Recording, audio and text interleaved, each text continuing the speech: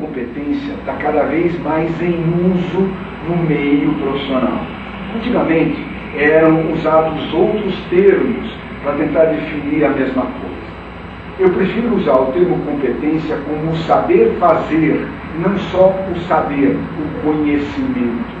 Na verdade, uma competência é a tua possibilidade, o teu direito de fazer alguma coisa, porque você faz essa coisa melhor do que todos os outros que fizeram. Se você for olhar a origem do termo competência na Idade Média, é o direito de alguém fazer. Compete a fulano, compete a tal setor, compete a tal órgão público.